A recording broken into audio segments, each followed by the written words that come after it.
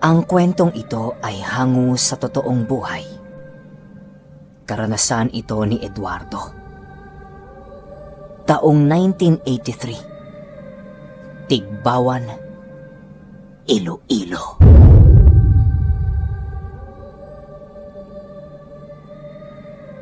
Naghahabulan kami ng barkada ko sa palayan habang papalubog ang araw. Napakasayang alaala na kasama si Jomar.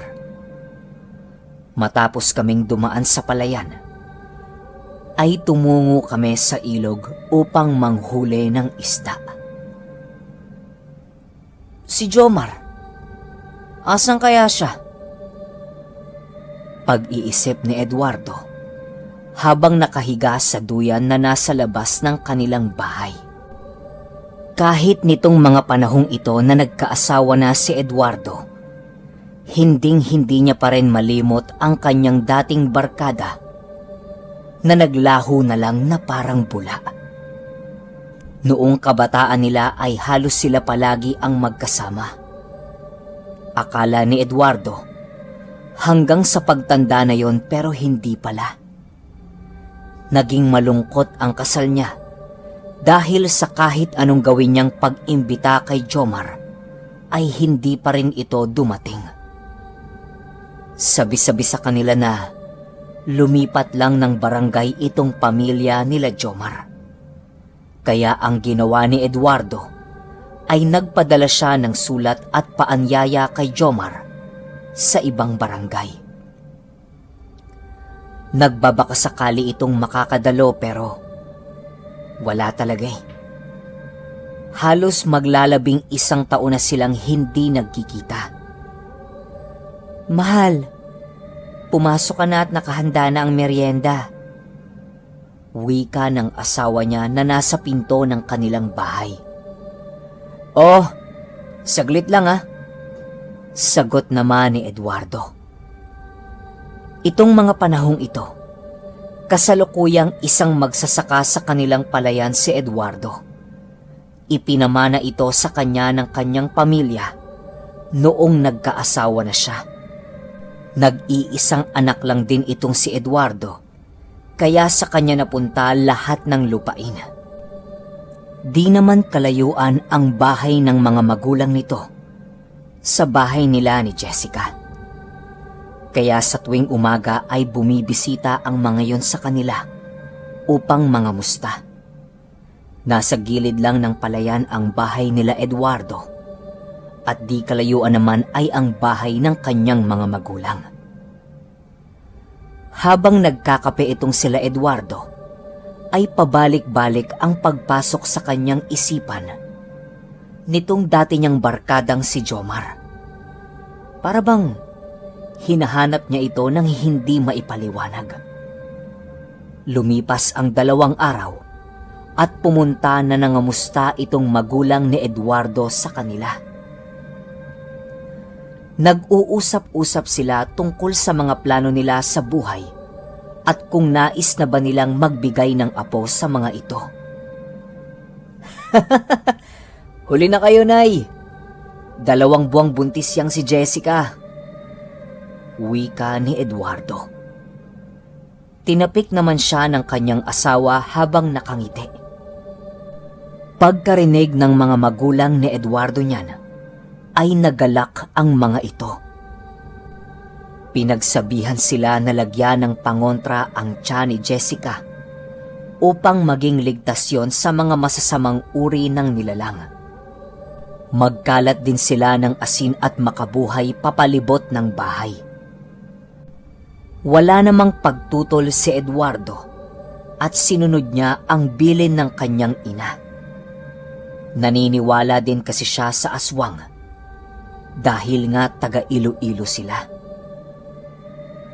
Sa bawat paglipas ng gabi ay nakakaramdam sila ng mga paghuhuni ng ibon di kalayuan sa kanilang tinitirhan. Pero agad namang nawawala yon at tila ba merong pumapatay sa mga ito. Di nila mawari kung umaalis ba papalayo ang mga ibong yon na sumisigaw o merong dumadakmang nilalang sa mga ito. Rinig na rinig kasi ni Eduardo sa bawat gabi na namamatay ang mga yon o di naman kaya'y nasusugatan. 2 paghuni lang ang itinatagal ng mga ito, tapos merong nag-aangil, sumisigaw, at mawawala din naman kaagad. Nagtataka lang itong si Eduardo dahil sa ibang bahay dun sa baryo nila ay merong namamatay at sinasabing inaatake sila ng mga aswang. Palaisipan din sa kanya kung paano sila hindi nagagambala nung mga oras na yon. Wala naman siyang alam na mga usal na pwedeng ibato sa mga ito. Bagkusay, tanging pangontra lang ang alam niya at yun lang din ang panangga niya kontra sa mga aswang. Isang araw, merong mga kalalakihang dumaan sa labas ng kanyang bakuran. Nakahanay ang mga yon sa diretsyong linya at hindi lumilingon. Tinitigan lang ito ni Eduardo habang lumalakad ang mga ito. Nang dumaan na ang lahat ng yon, laking gulat na lamang ni Eduardo na biglang lumingon ang nasa panghuling hanay. Tinitigan siya nito at ngumisi yun sa kanya. Napakaitim ng mga ngipin ng taong yun at talaga namang ikinagulat yon ni Eduardo. Alam niyang hindi yun mga ordinaryong tao, bagkus ay mga aswang. Malamang ay nagmamasid na ang mga ito sa kanilang bahay dahil palaki na ng palaki ang tiyan ng asawa niya. Nang makalayo na ang mga yon, dumating naman ang kanyang mga magulang. Ikinuwento ito ni Eduardo at napawika na lamang ang tatay niya ng, "Di kayo titigilan yan, Eduardo. Maging alerto kayo sa bawat gabing dumaraan dahil hindi ka tatantanan ng angkan ni Ugrong." "Ha? Angka ni Ugrong? Itay sigurado ka?" Pangambang tanong ni Eduardo. "O Eduardo, maging handa ka dahil mapusok sa sanggol ang mga yan," sagot ng tatay niya. Magmula nung binigyan siya ng babala ng tatay niya, ay kung saan-saang manggagamot na lumipat itong si Eduardo upang magpatulong. Sa bawat gabing dumaraan ay parami ng parami ang mga ito. Pero nakakapagtakang hindi pa ito nakakaatake sa kanilang bahay. Kung ano-ano na ding pangontra ang binigay sa kanya upang maging panatag ang kanyang sarili. Isang gabi, magbabandang 11:00, merong lumapag sa bubungan ng bahay nila. Agad namang nagising si Eduardo, tapos napatayo siya. Pinatagilid niya ang kanyang asawa habang nakikiramdam sa paligid. Dinig na dinig ni Eduardo ang bawat pag-apak ng nilalang sa kanilang bahay.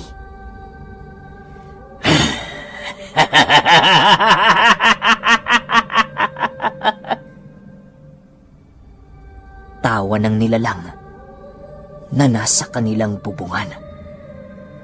Agad namang napamulat ang asawa niya. "Eduardo, ano yun?" Wika ni Jessica. "Tumahimik ka lang, mahal. Tumagilid ka lang, ha? May awa ang Diyos." Wika ni Eduardo. Ilang minutong paglalakad nito sa bubungan nang bigla yung napasigaw ng, "Sino yan?" Sigaw ng nilalang habang nag-aangil na animoy. Meron itong kinakaharap sa labas ng bahay nila. Matapos yan ay rinig ng mag-asawa ang paglipad papalayo ng nilalang na yon. Para bang natakot ito sa kung anong nilalang ang kanyang nakasagupa. Sumapit ang umaga at napadaan na naman ang mga taong yon. Pero nung mga panahong ito ay nag-aangil na yon, tapos tumititig sa bahay nila Eduardo. Biglang napatigil ang pinakamatandang aswang sa harap ng bahay. Di ko akalaing may nagbabantay sa'yong isang kauri namin. Wika nito. Nag-aayos noon si Eduardo sa kanyang mga gamit pansaka at napatigil na lamang siya nang marinig niya itong nagsalita. Akala niya dadaan lang ang mga yon. Agad namang lumabas si Eduardo na may hawak-hawak na bolo. Paglabas niya ng pinto, ay bumungad sa kanya ang napakasangsang na amoy. Bulok na laman ang kanyang naamoy. Halos masuka-suka na siya at dali-dali siyang bumalik sa loob ng bahay nila. Pagkabalik niya sa loob ay sinabihan niya ang kanyang asawa na huwag lumabas sa silid nila. Tiningnan lang ni Eduardo si Ogrong hanggang sa umalis na ito. Isang araw, dumating ang isang panauhin na ikinagulat ni Eduardo. Habang papaalis na siya ng kanilang bahay, ay merong dumating na isang panauhin. Pagtanggal ng sombrero nito, ay biglang naalala ni Eduardo ang kanyang kaibigan. Sigurado siya na si Jomar yun. Jomar! Sigaw ni Eduardo. Nakangiti lang si Jomar habang papalapit sa kanya. Nag-akbayan itong dalawa at talaga namang galak na galak itong si Eduardo na makita siya. Saan ka ba nanggaling, Jomar? Tanong niya sa kaibigan niya. Napano ka ba? Bakit ilang taon ka nang hindi nagpakita? Dagdag pa nito. Tanong ng tanong itong si Eduardo kay Jomar habang tahimik lang ito. Alam mo kasi, Ed, merong nangyari eh. Pero palagi akong nakasubaybay sa bawat ginagawa mo. Nandyan lang ako sa tabi-tabi. Nagmamasid. Wika ni Jomar. Matapos yan ay pinapasok niya si Jomar sa kanyang tahanan. Pag-apak ni Jomar sa pinto ng kanilang bahay, ay hindi yun makapasok. Daming pangontra. Nakakasunog ng balat. Wika ni Jomar. Doon din mismo ay ipinagtapat ni Jomar na isa siyang aswang. At hindi lang aswang dahil sa isa siyang gabunang aswang. Nakahanay siya sa isa sa mga pinakamalalakas na angka ng aswang pagdating sa pagpatay at pakikipaglaban. Malalobo ang itsura ni Jomar nang nasagi niya ang makabuhay na nasa pintuan. Agad namang napaatras dito si Eduardo dahil nagulat siya sa ipinagtapat nitong kaibigan niya. Halos hindi niya maisip kung bakit o kung papaano naging aswang itong si Jomar. Doon niya napagtanto na kaya siguro hindi na nagpakita sa kanya ito dahil nga sa isa ng aswang si Jomar. Huwag kang mag-alala. Kakampi mo ko. Dagdag ni Jomar. Si Eduardo kasi pumasok na sa pinto ng kanyang bahay at iniwan si Jomar sa labas. Napanatag lang ang loob nito dahil sa sinabi ni Jomar. Alam mo, Ed, nakikipaglaban ako para sa pamangkin kong yan. Itinuturing ko na yang pamangkin dahil sa matalik kitang kaibigan. Wika ni Jomar. Oo, Mar. Dapat nga magiging ninong ka nito eh. Kaso, aswang ka na eh. Pag-aalangan na sagot ni Eduardo. Matapos yan ay nag-usap na itong dalawa tungkol sa nangyari dito sa kanyang kaibigan. Naikwento rin ni Jomar kung papaano siya naging aswang. Tubong duenyas kasi ang kanyang mga magulang, kaya hindi na yon nakakapagtaka kung bakit siya ay isang aswang na din. Ayon kay Jomar, noong panahong nawala siya dito sa kanila, ay lumipat sila ng duenyas ng kanilang pamilya. Doon ay nanirahan sila hanggang sa naisalin ng kanyang ama ang kakayahan ng isang aswang. Yung bertud naman ng kanyang ina ay naipasa sa babae niyang kapatid. Bawal na bawal kasi sa kanila na isalin sa babae ang pagiging aswang ng isang lalaki. Kumbaga, nasa kaarian din ang pagsalin ng kakayahang iyon. Hindi sisiw, tuko, o kahit anong hayop ang gamit sa paglipat ng kakayahan ng mga ito. Bagkus ay 3 perlas na napakaitim ang isinasali ng kanilang angkan. Di rin basta-bastang aswang itong si Jomar dahil siya lang naman ang leader ng kanilang angkan. Kahit kakilala niyang si Ugrong, ay hindi niya pwedeng pahintulutan ang nais nito. Lalo na't asawa pa ng kanyang kababata ang bibiktimahin nito.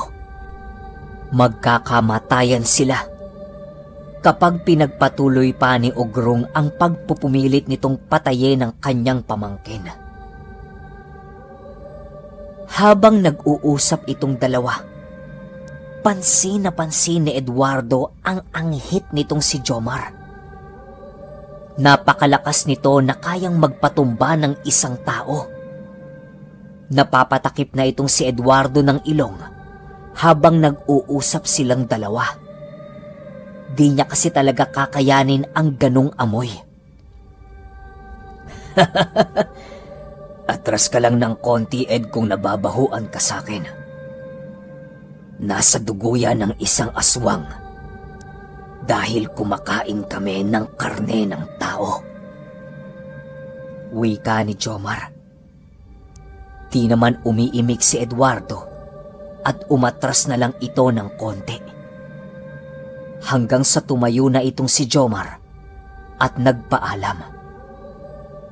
Sige, Ed, iwan na muna kita. Basta tatandaan mo lang na magbabantay kami ng aking mga kasama tuwing gabi. Wika nito. Tumangulang si Eduardo habang tinitingnan si Jomar na papaalis. Papalayo na ito sa kanilang tirahan at nasipat ni Eduardo ang mga kasama nito na nakakubli sa palayan. Paisa-isang umaahon ang mga yon at sumusunod kay Jomar. Gulat na gulat si Eduardo dahil nakita niyang napakarami pala ng kasama nito. Nakabelong itim ang mga babae at may talukbong naman na tuwalya ang mga lalaki. Lumingon pa si Jomar sa kanya at ngumiti ito. Sumapit ang gabing yon at meron na namang kakaibang nangyari. Ang angkan nila Ugrong ay dumayo sa mismong tahanan nila Eduardo. 7 pa lang ng gabi yun at nakabukas pa ang bintana ng mag-asawa.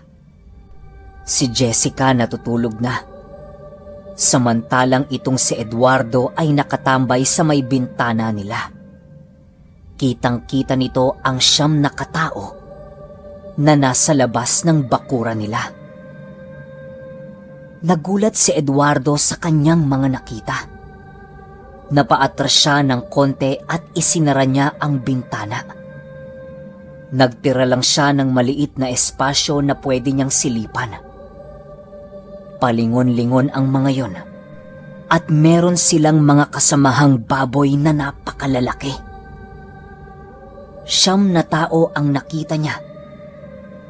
Tapos merong kasamang 3 malalaking baboy na nanlilisik ang mga mata. Tinitingnan niyo ni Eduardo hanggang sa napalingon ang mga yon sa palayan. Merong nilalang na lumapag sa mga palay na naging sanhi upang maibaling nila Ogrong ang kanilang atensyon sa nilalang na yon. Biglang lumitaw si Jomar na nanlilisik ang mga mata at sobrang itim ng balat nito. Malaahas ang balat ni Jomar nung mga oras na yon. Matapos nitong tumayo, ay sumabay naman ang mga kasama nitong napakaraming putik.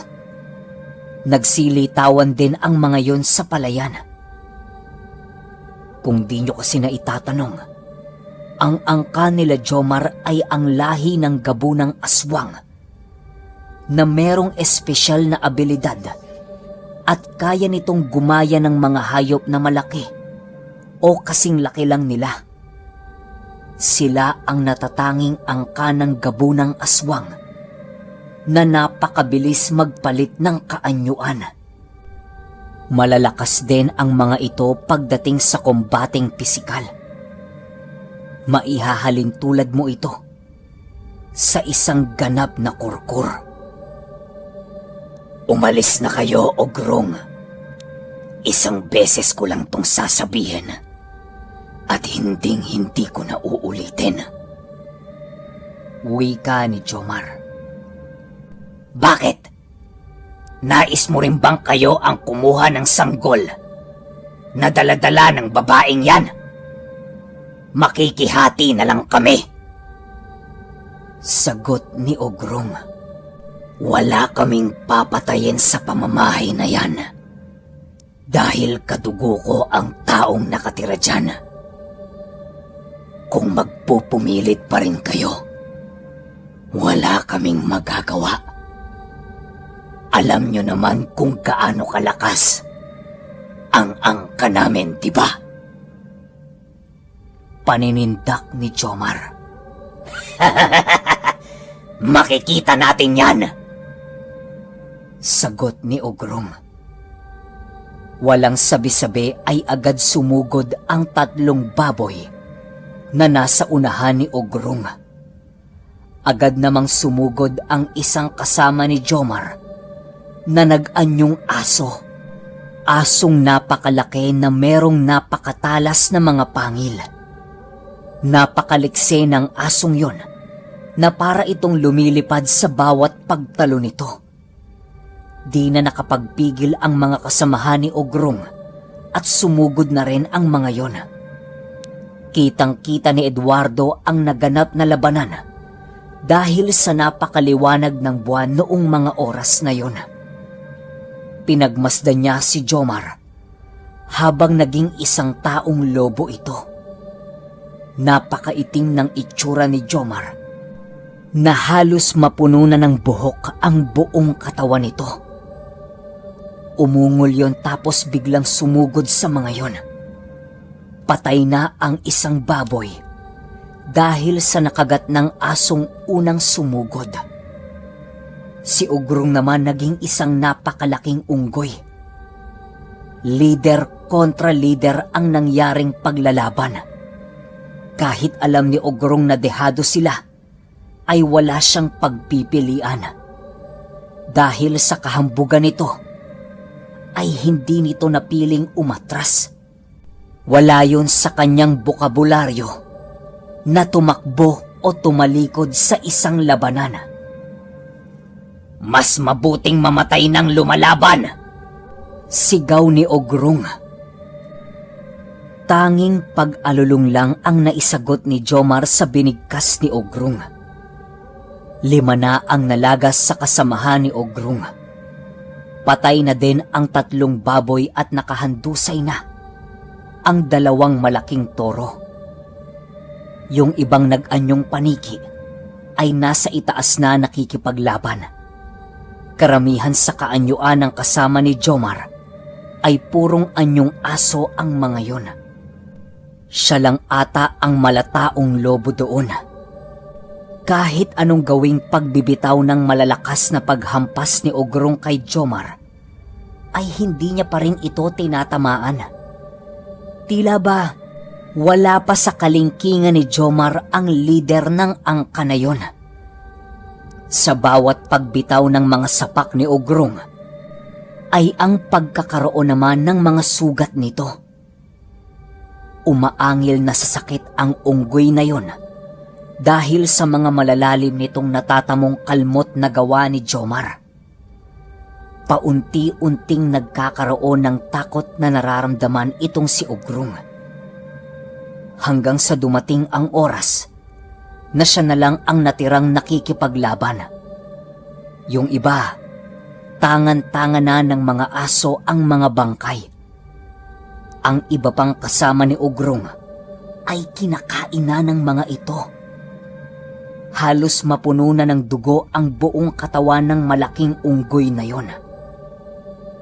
Wala na itong kakayahang lumaban at tinitingnan na lang ito ni Jomar. "Kasuklam-suklam ang lahi ninyo para sa ating uri. Nararapat lang na hindi na kayo dapat pang mabuhay dahil hindi kayo nakakakilala ng mas malakas na lahi," wika ni Jomar. "Nagkataon lang na nasa mahinang angkan kami. Mamamatay ka rin at merong susulpot na mas malakas pa sa inyo," wika ni Ogrung habang nakahawak sa tiyan niya. Napakalalim na ng boses nito at paunti-unti itong nagiging anyong tao. Napahiga na lang itong si Ogrung sa damuhan dahil sa tinamo nitong mga sugat sa labanang yon. Sa bawat pagsasalita nito ay sumusuka na yon ng dugo. Ikaw ba naman? Ilang beses kang kalmutin at saksakin ng malalobong kuko. Napakatalas ng kuko ni Jomar na animoy isang parte ng karne ang kanyang hinihiwa. "Wala akong magagawa, Ogrung, kung hindi ang ipakain ka sa kauri ko. Magsisilbing tropeyo namin ang iyong ulo."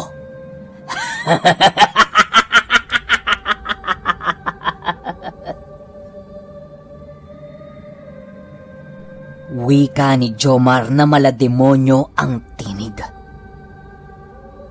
Matapos yan ay namatay itong si Ogrung at daladala ng mga kasamahan ni Jomar ang lahat ng bangkay na naroon.